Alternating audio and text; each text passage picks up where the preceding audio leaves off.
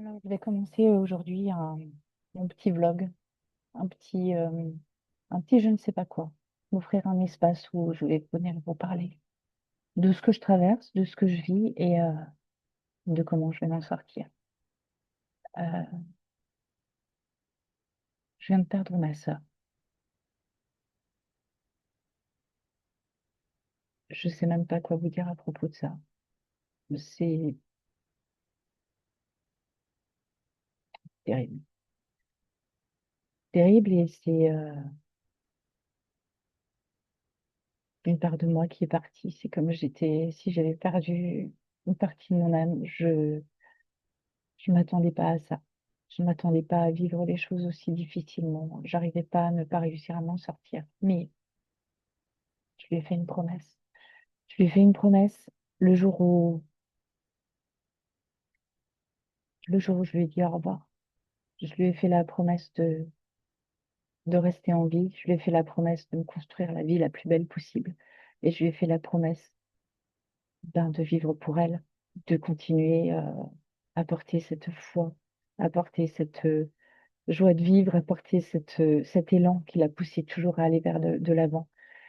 Et elle a été arrachée à notre monde bien, bien trop jeune. Et moi maintenant, je veux arrêter de végéter. Je veux vraiment avancer. Et je veux m'en sortir et je veux m'en sortir avec vous.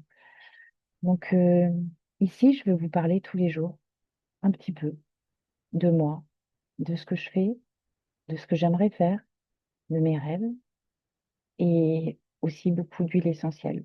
Parce que c'est l'amour pour les plantes, l'amour de ce que la nature peut nous apporter, qui me fait vibrer.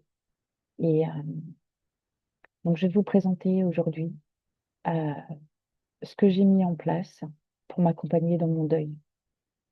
Alors, je vais prendre les huiles qui sont en face de moi et je vais vous les présenter.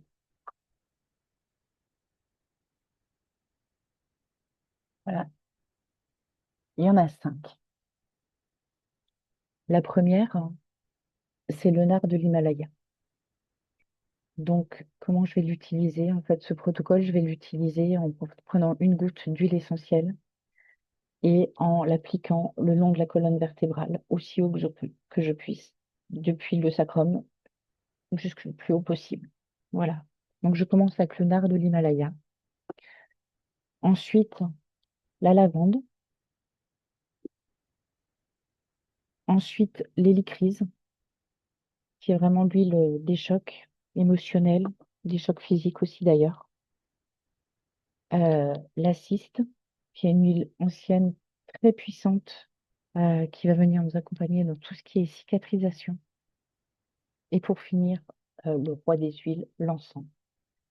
Euh, donc voilà, je fais ça le soir parce que la signature olfactive est quand même assez forte pour toutes ces huiles.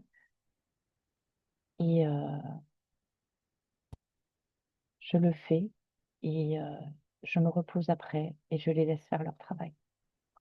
Alors, si vous voulez me suivre dans cette aventure, bienvenue ici. Je vous embrasse, à tout bientôt.